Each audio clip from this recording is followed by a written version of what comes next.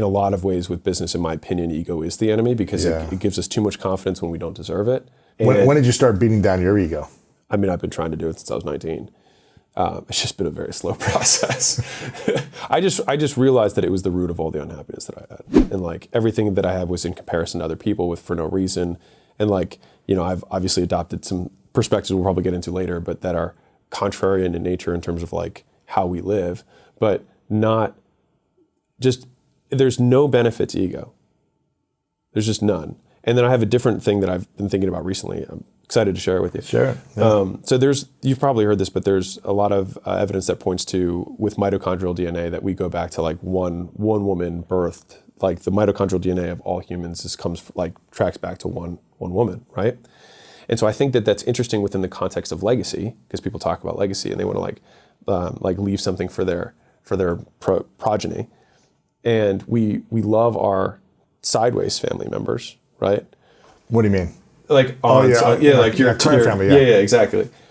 But like, if we all came from the same mitochondrial DNA, right?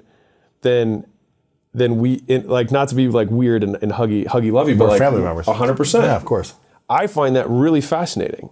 It's just like, it's like a super distant cousin, and this is why when I met you for the first time. Yeah. What did I do when I met you? Just deep long hug. Deep long hug. Oh yeah. And I did this with It was a triple hug. It was a triple because Yeah. you broke it. You broke it. I was like, nah, bring it in, bro. And at the end, and then you had to surrender. And there's a reason I do that is because. Oh, that's the thing. I didn't know that was well, a thing. I mean, unless it's someone where it's like maybe someone who's older that doesn't want to be hugged, or your wife. I'm going to give a quicker hug. I'm not going to be grabbing someone. Yeah. But it's it's a respectful, understanding the human being in front of you, doing your best to respect it. But with you, I knew I could just hug you, and it's going to make you uncomfortable. Oh. And it's going to make you uncomfortable. But for me, I don't know if I'm ever going to see you again. I don't know if I'm going to see you tomorrow or anyone tomorrow. Totally. And so why not embrace people with a 3 to 5, 10-second awkward hug? Yeah.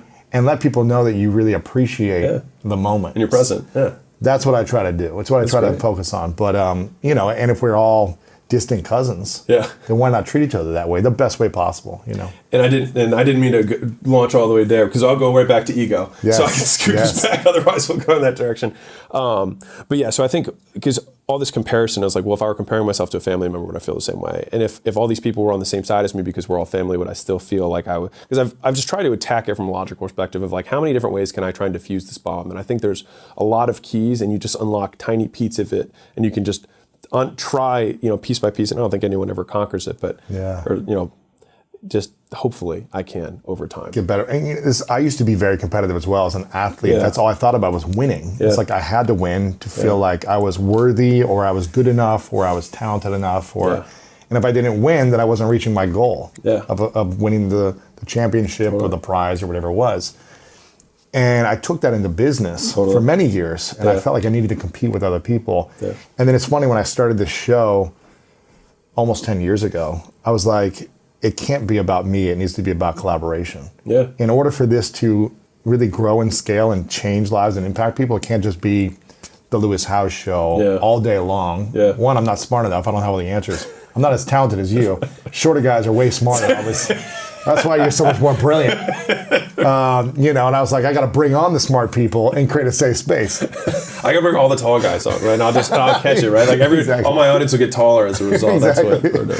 But it's funny, because when I started to shift that, the ego goes back into still comparing and rankings and all these things. And I was like, okay, when I started to shift that, it's when the platform and the community started to expand, because I made it about shining the light on others. Yeah. And doing my best to shine the light on others. And when you do that, when you shine the light on an idea or a mentor that taught you something, usually good things come back. So that's interesting. So when did you start to shed this ego mentality? I mean, I started attacking when I was 19. 19. And how old are you now? 32. 32, yeah. And I think I have like 40% less ego than I did that. That's good, yeah. And how do you diminish the ego as you continue to scale and exit these big companies and build your brand and get more and more attention and known? How do you bring it back down to the humility? I think it's linking the two. So it's trying to link these good things are happening because I'm decreasing this thing. That's smart. And so that way I can have a positive reinforcing association with the success that would normally amplify the wrong character traits. Yeah. What do you think would happen if your ego was at the highest level right now? I think a lot more people would not like it. I don't think the message would get across, because, to be fair, I think the message would stop. The spread would happen much slower or not at all, because the message would change, because the message wouldn't be about the message, it would be about me.